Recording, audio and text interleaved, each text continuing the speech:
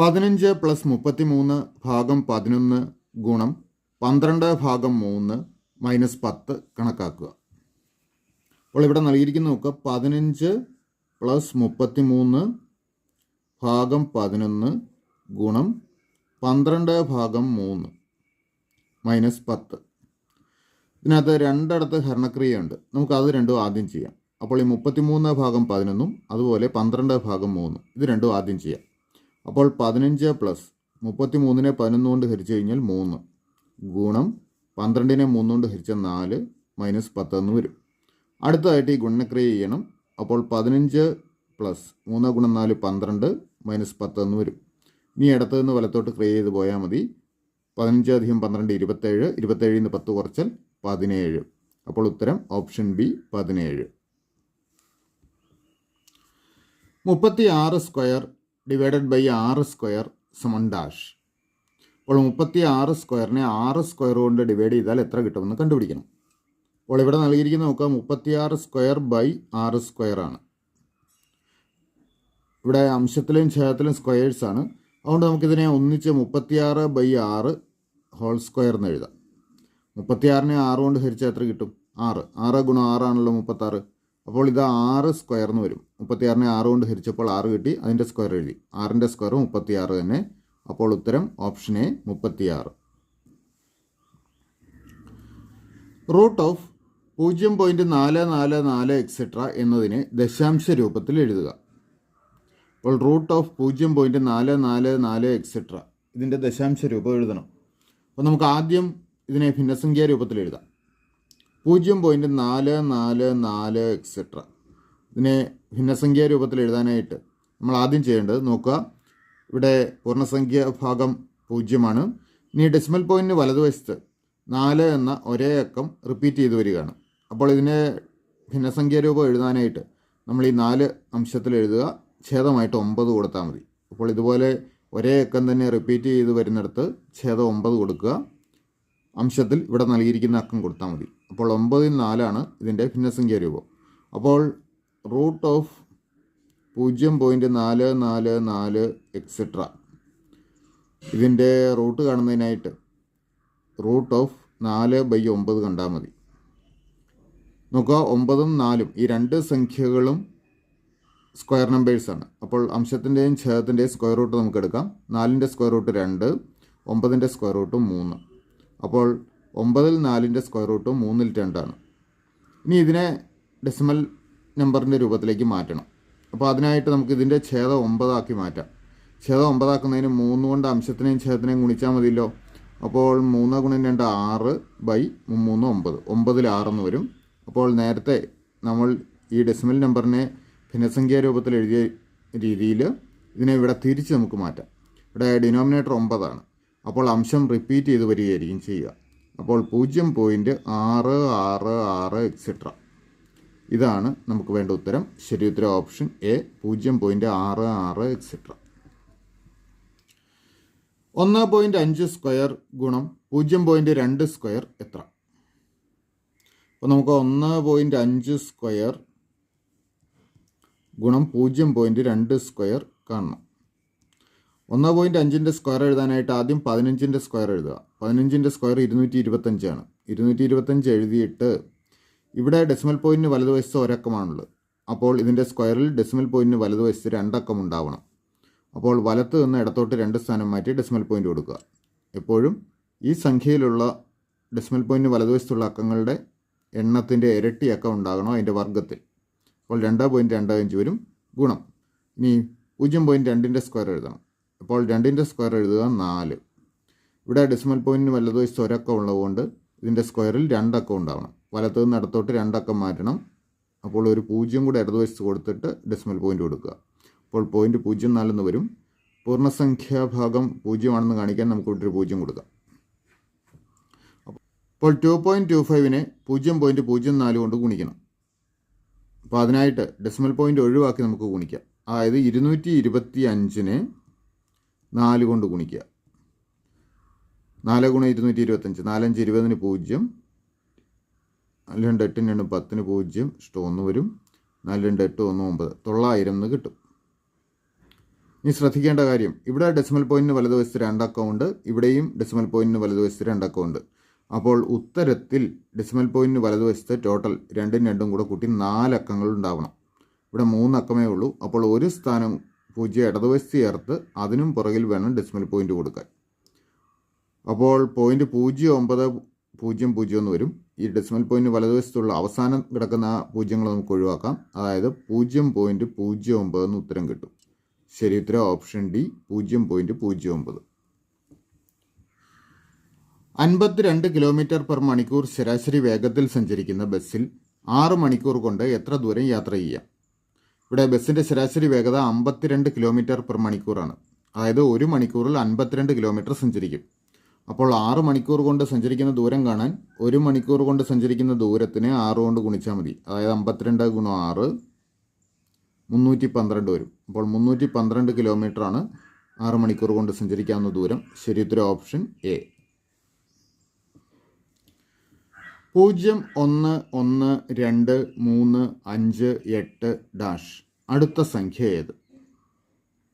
അപ്പോൾ ഈ തന്നിരിക്കുന്ന സംഖ്യാശ്രേണിക്ക് ഒരു പ്രത്യേകതയുണ്ട്. നോക്കുക, ആദ്യത്തെ അക്കം 0, അടുത്ത 1. മൂന്നാമത്തെ അക്കം കിട്ടാനായിട്ട് ഈ 1ഉം 0ഉം കൂടെ കൂട്ടിയാൽ മതി. 1ഉം 0ഉം കൂടെ കൂട്ടിയാൽ 1 കിട്ടും.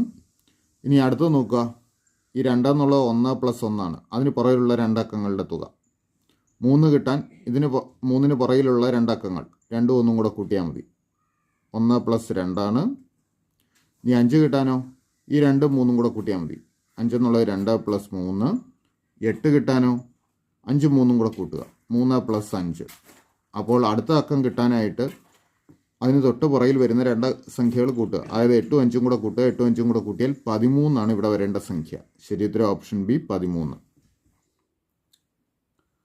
ഒരാൾ 1200 രൂപയ്ക്ക് നാളികേരം വാങ്ങി അത് വിൽക്കുമ്പോൾ 12% ലാഭം ലഭിക്കണമെന്ന് അയാൾ ആഗ്രഹിക്കുന്നു. എങ്കിൽ എത്ര രൂപയ്ക്കാണ് നാളികേരം വിൽക്കേണ്ടത്? ഇവിടെ നാളികേരം അഥവാ തേങ്ങ വാങ്ങിയ വില 1200 രൂപയാണ്. ഇതിന് 12% ലാഭം കിട്ടണം. അപ്പോൾ 1200ൻ്റെ 12% കണ്ടുപിടിച്ച് അതും കൂടെ കൂട്ടി വേണം വിൽക്കാൻ. ഇതിൻ്റെ 12% എത്ര വരും? 1200 ഗുണം 100ൽ 12 കണ്ടാൽ മതി.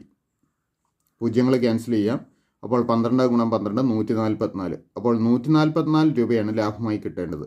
അപ്പോൾ ഈ സാധനം വിൽക്കേണ്ട വില എന്ന് പറയുന്നത് വാങ്ങിയ വില 1200 പ്ലസ് ലാഭം 144 കൂട്ടുമ്പോൾ 1344. 1344 രൂപയ്ക്ക് വിറ്റാൽ 12% ലാഭം കിട്ടും. ശരി ഉത്തരം ഓപ്ഷൻ സി. 2ഉം 2-1 ന്യൂനം 8-1 ന്യൂനം 16-1 സമൻ ഡാഷ്. അപ്പോൾ ഇവിടെ 2ഉം 2-1 നിന്ന് 8-1ഉം 16-1ഉം കുറയ്ക്കണം. നമുക്ക് ആദ്യം ഈ 2ഉം 2-1നെ അതിപ്പോൾ മിക്സഡ് ഫ്രാക്ഷൻ രൂപത്തിലാണ്, രൂപമാറ്റം വരുത്തണം. അതിനായിട്ട് ഈ പൂർണ്ണസംഖ്യയായ 2 കൊണ്ട് ഈ ഛേദത്തിനെ ഗുണിക്കുക. 2 ഗുണം 2 4. അതിനോട് അംശം 1 കൂട്ടുന്നു. 4 1 5. 5 അംശമായിട്ട് എഴുതുക. ഛേദമായിട്ട് ഇവിടുത്തെ ഛേദം 2 തന്നെ. അപ്പോൾ 2ൽ 5 എന്ന് വരും. ന്യൂനം 8-1 ന്യൂനം 16-1 എന്ന് വരും. ഇനി നമുക്ക് പൊതുവായ ഛേദം ആക്കണം. ഭിന്നസംഖ്യകൾ കുറയ്ക്കണമെങ്കിൽ പൊതുവായ ഛേദമാക്കണം. അപ്പോൾ ഛേദം തുല്യമാക്കുന്നതിനായിട്ട് നമുക്ക് ഈ 2ൻ്റെ 8ൻ്റെ മൾട്ടിപ്പിളാണ് 16. അപ്പോൾ പൊതുവായ ഛേദമായിട്ട് നമുക്ക് 16 ആക്കിയാൽ മതി. 2നെ 8 കൊണ്ട് ഗുണിച്ചാൽ 16 കിട്ടും. ഇവിടെ അംശത്തിനെയും ഛേദത്തിനെയും 8 കൊണ്ട് ഗുണിക്കുക.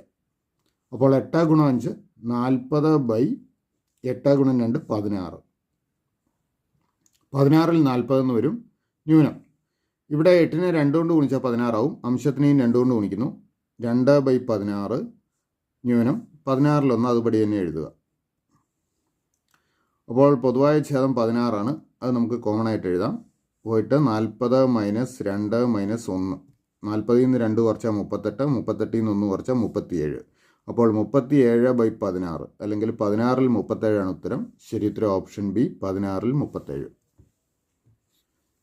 ഒരു ക്ലാസ്സിലെ 35 കുട്ടികളുടെ ശരാശരി വയസ്സ് 11 ആണ്. ടീച്ചറേയും കൂടി ചേർത്തപ്പോൾ ശരാശരി വയസ്സ് 12 ആയി. ടീച്ചറുടെ വയസ്സ് എത്ര? ഇവിടെ 35 കുട്ടികളുടെ ശരാശരി വയസ്സ് 11 എന്ന് നൽകിയിട്ടുണ്ട്. അപ്പോൾ ഈ 35 കുട്ടികളുടെ വയസ്സുകളുടെ തുക കാണാനായിട്ട് കുട്ടികളുടെ എണ്ണത്തിനെ അവരുടെ വയസ്സുകളുടെ ശരാശരി കൊണ്ട് ഗുണിച്ചാൽ മതി. അതായത് 35 ഗുണം 11 കണ്ടു കഴിഞ്ഞാൽ ഈ 35 പേരുടെ വയസ്സുകളുടെ തുക കിട്ടും. 35 ഗുണം 11 385 വരും. ടീച്ചറേയും കൂടി ചേർക്കുമ്പോൾ 36 ആളാവും. ഇപ്പോഴത്തെ ശരാശരി വയസ്സ് 12 അപ്പോൾ 36 പേരുടെ വയസ്സുകളുടെ തുക നമുക്ക് കണ്ടുപിടിക്കാം. അതിനായിട്ട് 36 ഗുണം 12 കാണുക.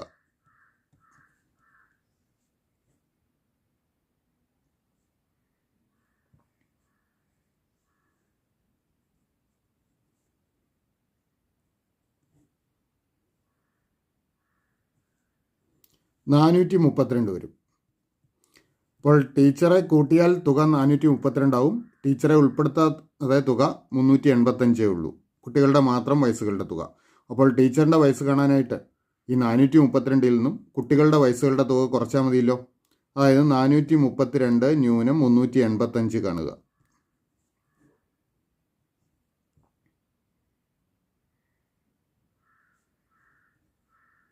$47. ടീച്ചറുടെ വയസ്സ് 47. ശരിയുത്തരം ഓപ്ഷൻ സി. ആദ്യത്തെ 5 ഒറ്റസംഖ്യകളുടെ ലസാഗു കാണുക. ആദ്യത്തെ 5 ഒറ്റസംഖ്യകൾ 1, 3, 5, 7, 9. അപ്പോൾ ഇവയുടെ ലസാഗു കാണണം. അപ്പോൾ ഇതിനെ 1 ഒഴിവാക്കി ബാക്കിയുള്ള സംഖ്യകളുടെ ലസാഗു കണ്ടാൽ മതി. അപ്പോൾ അവയ്ക്ക് കോമൺ ഫാക്ടേഴ്സ് നമുക്ക് നോക്കാം. 3, 5, 7, 9. ഇതിൽ കോമൺ ഫാക്ടറുള്ള 3നും 9നും പൊതുവായിട്ടൊരു ഫാക്ടർ ഉണ്ട് 3 എടുത്തു കഴിഞ്ഞാൽ ഇവിടെ 1 വരും. 5നെ 3 കൊണ്ട് ഹരിക്കാൻ പറ്റില്ല, 5 എഴുതുക. 7നെ 3 കൊണ്ട് ഹരിക്കാൻ പറ്റില്ല, 7 എഴുതുക. 9നെ 3 കൊണ്ട് ഹരിച്ചാൽ 3. അപ്പോൾ ഈ 5 സംഖ്യകളുടെ ഗുണനഫലം കണ്ടാൽ ലസാഗു കിട്ടും. 3 ഗുണം 1 3, 3 5 15, 15 ഗുണം 7 ഗുണം 3 21 നമുക്ക് എടുക്കാം. 15 ഗുണം 21 കാണുക.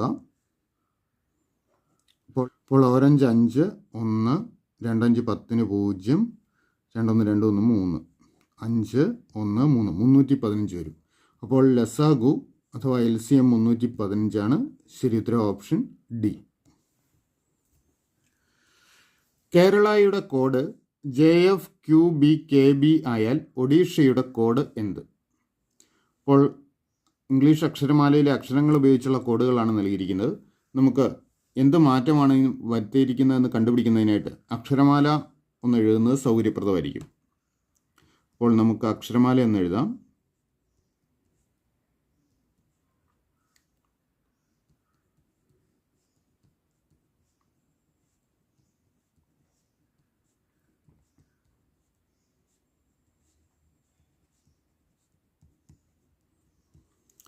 നോക്കുക, കേരള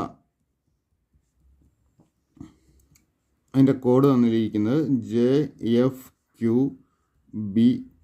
എന്നാണ്. കെ ജെ ആയി മാറി. കെയുടെ തൊട്ട് പുറകിലുള്ള അക്ഷരമാണ് ജെ. ഇയുടെ സ്ഥാനത്തോ ഇക്ക് ശേഷം വരുന്ന എഫ് വന്നു. ആറിൻ്റെ സ്ഥാനത്ത് ക്യൂ. ആറിൻ്റെ തൊട്ട് പുറകിലുള്ള അക്ഷരമാണ് ക്യൂ. എയുടെ സ്ഥാനത്ത് ബി. എക്ക് ശേഷമുള്ള അടുത്ത അക്ഷരം. എല് കെ ആയി മാറി. എല്ലിന് തൊട്ട് പുറകിലായി എ ബി ആയിട്ട് വീണ്ടും വന്നു. അപ്പോൾ ഉണ്ടായിരിക്കുന്ന മാറ്റം നോക്കുക. 1, 3, 5 എന്നീ സ്ഥാനങ്ങളിൽ വരുന്ന അക്ഷരങ്ങൾക്ക് പകരം അവയുടെ തൊട്ട് പുറകിലുള്ള അക്ഷരം എഴുതി. അക്ഷരമാലയിൽ അവയുടെ തൊട്ട് പുറകിൽ വരുന്ന അക്ഷരം എഴുതി.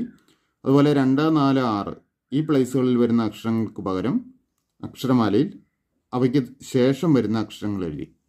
അപ്പോൾ ഒഡീഷയുടെ കോഡ് കാണുന്നതിനായിട്ട് ആദ്യത്തെ അക്ഷരത്തിന് അതിൻ്റെ തൊട്ട് പുറകിലുള്ളത്, അപ്പോൾ എൻ എഴുതണം.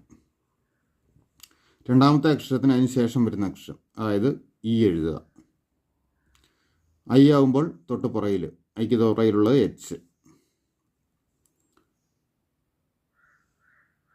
എസ് ആവുമ്പോൾ അതിന് ശേഷം വരുന്ന അക്ഷരം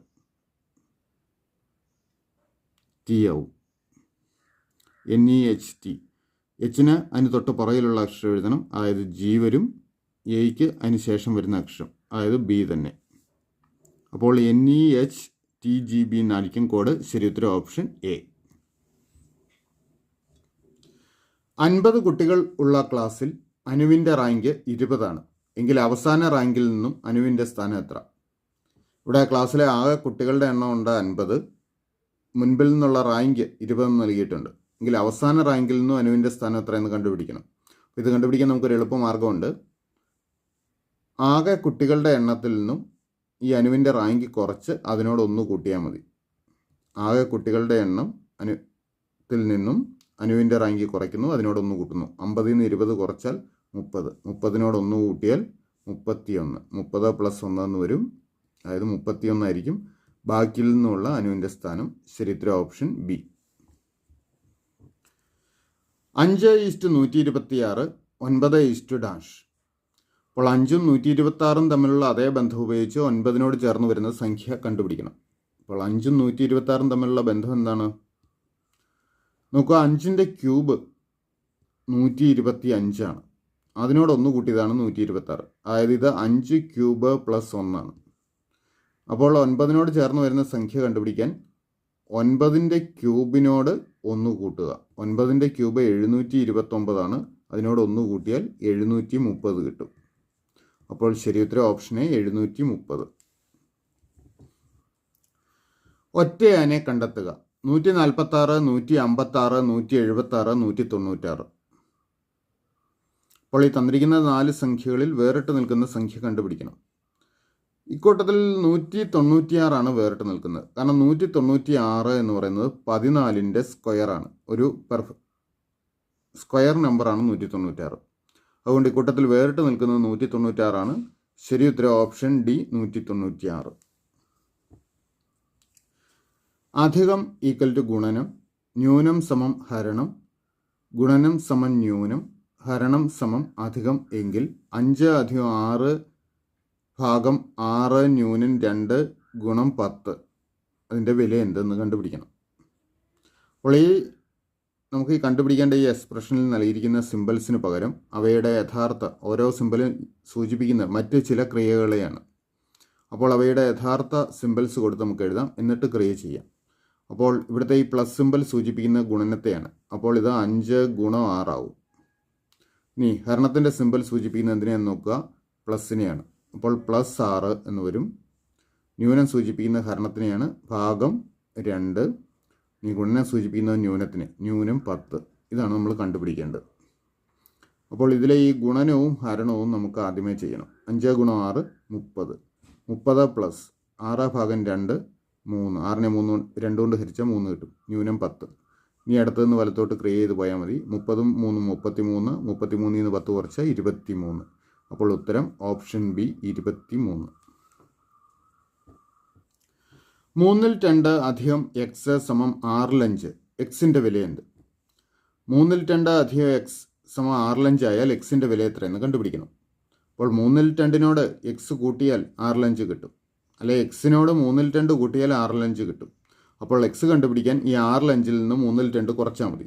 എക്സ് = 6/5 ന്യൂനം 3/2. ഇനി ഫ്രാക്ഷൻസ് കുറയ്ക്കുന്നെങ്കിൽ അവയുടെ ഛേദം തുല്യമാക്കണം. അപ്പോൾ 3ൻ്റെ ഗുണിതമാണ് 6, അതുകൊണ്ട് 3നെ 6ആക്കി മാറ്റുന്നതാണ് സൗകര്യം. അപ്പോൾ ഇവിടെ 2 കൊണ്ട് ഗുണിച്ചാൽ 6 കിട്ടും, അംശത്തിനെയും ഛേദത്തിനെയും 2 കൊണ്ട് ഗുണിക്കുക. അപ്പോൾ 6/5 ന്യൂനം 6/4 എന്നാവും. അംശത്തിനെയും ഛേദത്തിനെയും 2 കൊണ്ട് ഗുണിച്ചു. ഇനി പൊതുവായ ഛേദം ഉത്തരത്തിൻ്റെ ഛേദമായിട്ട് എടുക്കുക. 5ൽ നിന്ന് 4 കുറച്ചാൽ 1, 6ൽ 1 ഉത്തരം. ശരിയുത്തരം ഓപ്ഷൻ ഡി. ഒരാൾ നേർരേഖയിൽ 5 മീറ്റർ കിഴക്കോട്ടും തുടർന്ന് നേർരേഖയിൽ തന്നെ ലംബമായി 12 മീറ്റർ വടക്കോട്ടും നടന്നു. ഇപ്പോൾ നിൽക്കുന്ന സ്ഥാനവും ആദ്യത്തെ സ്ഥാനവും തമ്മിലുള്ള ഏറ്റവും കുറഞ്ഞ അകലം എത്ര? അപ്പോൾ ഇവിടെ ഡയറക്ഷൻസ് ഉൾപ്പെടുന്ന പ്രോബ്ലം ആയതുകൊണ്ടൊന്ന് ഡയറക്ഷൻസ് മാർക്ക് ചെയ്ത് വെക്കുന്നത് നല്ലതായിരിക്കും. East, west, north, south. ഇനി തന്നിരിക്കുന്ന വിവരങ്ങൾ ഉപയോഗിച്ച് നമുക്കൊരു റഫ് ഫിഗർ വരയ്ക്കാം. അപ്പോൾ ഇവിടെയാണ് അയാളുടെ സ്റ്റാർട്ടിംഗ് പോയിന്റ് എന്ന് കരുതുക. അത് നമുക്ക് എടുക്കാം. ഇവിടുന്ന് 5 മീറ്റർ കിഴക്കോട്ട് നടന്നു. അപ്പോൾ ഇങ്ങോട്ട് 5 മീറ്റർ കിഴക്കോട്ട്. അവിടുന്ന് നേർരേഖയിൽ തന്നെ ലംബമായി 12 മീറ്റർ വടക്കോട്ട്. അപ്പോൾ ഇവിടുന്ന് 12 മീറ്റർ വടക്കോട്ട് നടന്നു. അപ്പോൾ ഇപ്പോഴത്തെ സ്ഥാനം ഇതിന് ബി എന്ന് മാർക്ക് ചെയ്യാം. എയും ബിയും തമ്മിലുള്ള ഏറ്റവും കുറഞ്ഞ അകലമാണ് കണ്ടുപിടിക്കേണ്ടത്. ഇപ്പോൾ നമുക്ക് ഈ ഡിസ്റ്റൻസ് ആണ് കണ്ടുപിടിക്കേണ്ടത്. ഇതൊരു മട്ടത്രികോണം വരും. ഇവിടെ ലംബമായിട്ടാണെന്ന് പ്രത്യേകം പറഞ്ഞിട്ടുണ്ട്. അപ്പോൾ മട്ടത്രികോണം വരും. പൈതഗോറസ് തിയറം അപ്ലൈ ചെയ്യാം. അതായത് ഇത് കർണമാണ്, ഹൈപ്പട്ന്യൂസ് ആണ്. അപ്പോൾ പാദം സ്ക്വയർ + ലംബം സ്ക്വയർ = കർണം സ്ക്വയർ വരും. അല്ലെങ്കിൽ ഈ ലംബവശങ്ങളുടെ വർഗ്ഗങ്ങളുടെ തുകയായിരിക്കും കർണത്തിൻ്റെ വർഗ്ഗം. അപ്പോൾ h² = 12 സ്ക്വയർ + 5 സ്ക്വയർ എന്ന് എഴുതാം. 12ൻ്റെ സ്ക്വയർ 144, 5ൻ്റെ സ്ക്വയർ 25 കൂട്ടുമ്പോൾ 169 വരും. എച്ചിൻ്റെ സ്ക്വയറാണ് 169. 169 എന്ന് പറഞ്ഞാൽ 13 സ്ക്വയറാണ്. അപ്പോൾ എച്ച് എന്ന് പറയുന്നത് 13 അതായത് ഈ ഡിസ്റ്റൻസ് എന്ന് പറയുന്നത് 13 മീറ്റർ വരും. ശരി ഉത്തരം ഓപ്ഷൻ സി 13 മീറ്റർ. പുസ്തകങ്ങൾ, ലൈബ്രറി, സിനിമ ഡാഷ്. അപ്പോൾ പുസ്തകങ്ങളും ലൈബ്രറിയുമായിട്ടുള്ള ബന്ധം ഉപയോഗിച്ച് സിനിമയോട് ചേർന്ന് വരുന്ന വാക്ക് എന്ന് കണ്ടുപിടിക്കണം. അപ്പോൾ തന്നിട്ടുള്ള ഓപ്ഷൻസിൽ തിയേറ്ററാണ് ഇതിനോട് ഏറ്റവും അടുത്ത് വരുന്നത്. ശരി ഉത്തരം ഓപ്ഷൻ ബി തിയേറ്റർ.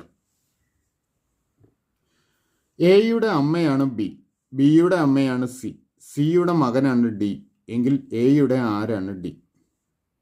അപ്പോൾ എയുടെ അമ്മയാണ് ബി, ബിയുടെ അമ്മയാണ് സി, സിയുടെ മകനാണ് ഡി എന്ന് പറയുന്നുണ്ട്. അവർക്ക് ബിയുടെ അമ്മയാണ് സി, അപ്പോൾ സിയുടെ മകളാണ് ബി. ഇവിടെ സിയുടെ മകനാണ് ഡി എന്ന് പറയുന്നുണ്ട്. അപ്പോൾ ബിയും ഡിയും സഹോദരങ്ങളാണ്. ഇനി എയുടെ ആരാണ് ഡി എന്ന് പറഞ്ഞിട്ടുണ്ട്. എയുടെ അമ്മയാണ് ബി, ആ ബിയുടെ സഹോദരനാണ് ഡി എന്ന് നമുക്ക് കാണാം. എയുടെ അമ്മ ബി, ബിയുടെ സഹോദരനാണ് ഡി. അമ്മയുടെ സഹോദരനെ സാധാരണയായിട്ട് അമ്മാവൻ എന്നാണ് പറയുന്നത്. അപ്പോൾ തന്നിരിക്കുന്നതിൽ ഓപ്ഷൻസിൽ ഉത്തരം ഓപ്ഷൻ സി അമ്മാവനാണ്. ശരി ഉത്തരം ഓപ്ഷൻ സി. മനുവിന് വിനുവിനേക്കാൾ 10 വയസ്സ് കൂടുതലാണ്. അടുത്ത വർഷം മനുവിൻ്റെ പ്രായം വിനുവിൻ്റെ പ്രായത്തിൻ്റെ 2 മടങ്ങാവും. ഇപ്പോൾ മനുവിൻ്റെ പ്രായം എത്രയാണ്? നമുക്ക് മനുവിൻ്റെ പ്രായം എം എന്നും വിനുവിൻ്റെ പ്രായം വി എന്നും എടുക്കാം. അങ്ങനെയെങ്കിൽ മനുവിന് വിനുവിനേക്കാൾ 10 വയസ്സ് കൂടുതലാണ് എന്നുള്ളത് എം സമം വി പ്ലസ് 10 എന്ന് എഴുതാം. വിനുവിൻ്റെ പ്രായത്തോടു കൂടി 10 കൂട്ടിയാൽ മനുവിൻ്റെ പ്രായം കിട്ടും. ഇനി അടുത്ത വർഷം മനുവിൻ്റെ പ്രായം വിനുവിൻ്റെ പ്രായത്തിൻ്റെ 2 മടങ്ങാകും എന്ന് പറഞ്ഞിട്ടുണ്ട്. ഇപ്പോൾ മനുവിൻ്റെ പ്രായം എം ആണ്. അടുത്ത വർഷം മനുവിന് 1 വയസ്സും കൂടെ കൂടും, അതായത് എം പ്ലസ് 1 ആവും. ഇനി വിനുവിന് അടുത്ത വർഷം വിനുവിന് 1 വയസ്സ് കൂടും, അതായത് വി പ്ലസ് 1 വരും. ഈ അടുത്ത വർഷം മനുവിൻ്റെ പ്രായം വിനുവിൻ്റെ പ്രായത്തിൻ്റെ 2 മടങ്ങാവും, അതായത് വിനുവിൻ്റെ പ്രായത്തിൻ്റെ ഇരട്ടിയാണ് മനുവിൻ്റെ പ്രായം എന്ന് പറഞ്ഞിട്ടുണ്ട്. അപ്പോൾ എം പ്ലസ് 1 സമം 2 ഇൻറ്റു വി പ്ലസ് 1 എന്ന് വരും. ഇത് നമുക്ക് സിംപ്ലിഫൈ ചെയ്യാം. എം പ്ലസ് 1 സമം 2 കൊണ്ട് വി പ്ലസ് 1 ഗുണിച്ചു കഴിഞ്ഞാൽ 2v പ്ലസ് 2 ഗുണം 1 2 എന്ന് വരും. ഇനി നമുക്ക് ആദ്യത്തെ സമവാക്യം ഉണ്ട് എം സമം വി പ്ലസ് 10 ആണ്. ഇവിടെ എമ്മിന് പകരം വി പ്ലസ് 10 എന്ന് കൊടുക്കാം. അതായത് വി പ്ലസ് 10 പ്ലസ് 1 സമം 2v പ്ലസ് 2 എന്ന് വരും. 10 1 11. അപ്പോൾ വി പ്ലസ് 11 സമം 2v പ്ലസ് 2. ഇതിൽ നമുക്ക് വി കണ്ടുപിടിക്കാം. വി കണ്ടുപിടിക്കാനായിട്ട് ഈ വിയെ വലതുവശത്തേക്ക് കൊണ്ടുപോകുന്നു, ഈ 2നെ ഇടതുവശത്തേക്ക് കൊണ്ടുപോകുന്നു. അപ്പോൾ ഇവിടുത്തെ പ്ലസ് 2 ഇവിടെ വരുമ്പോൾ -2 ആവും.